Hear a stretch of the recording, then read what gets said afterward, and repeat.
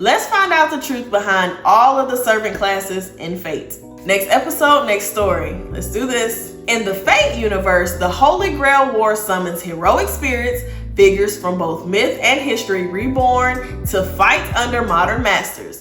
These spirits are grouped into classes, and there are 7 core servant classes, each shaped by their legends. Let's start off with one of the more sought after classes, Saber.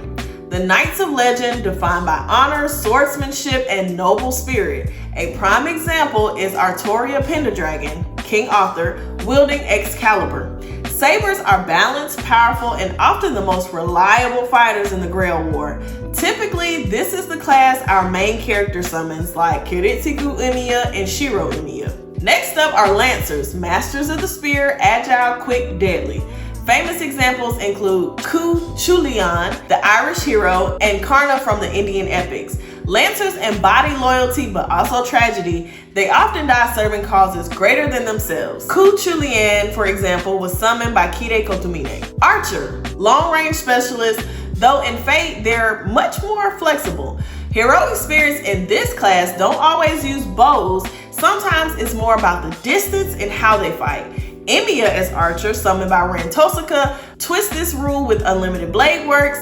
Meanwhile, Gilgamesh, summoned by Tokiyomi Tosaka and later transferred to Kotomine, bends it entirely with the Gates of Babylon. Rider, heroes defined by their mounts. From Alexander the Great to Medusa, riders embody freedom and mobility. Their strength lies in commanding the battlefield through speed and dominance. Waver Velvet and Shinji Mato were rider summoners. Caster, the mages, defined by wisdom, knowledge, and mystery.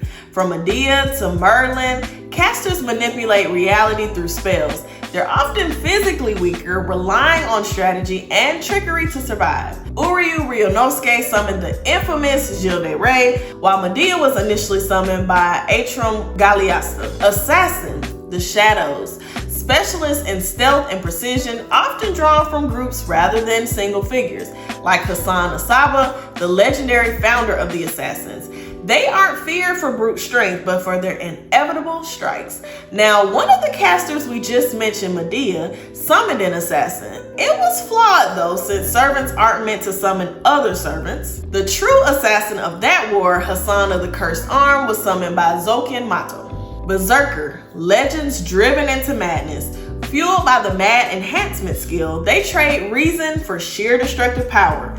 Hercules as Berserker is the best known example. Nearly unstoppable, but stripped of his mind. Both Karia Mato and Elizabeth von Eisburn summoned Berserkers, and both suffered the price of that gamble. Eisburn also had a very touching scene with her and her Berserker going out together. Together, these classes make the Grail War more than just a battle. They transform history into combat, reshaping how we view these myths and legends. It's not always about having the strongest servant. Very seldom is it actually about that. It often comes down to master-servant dynamics, strategy, timing, and endurance.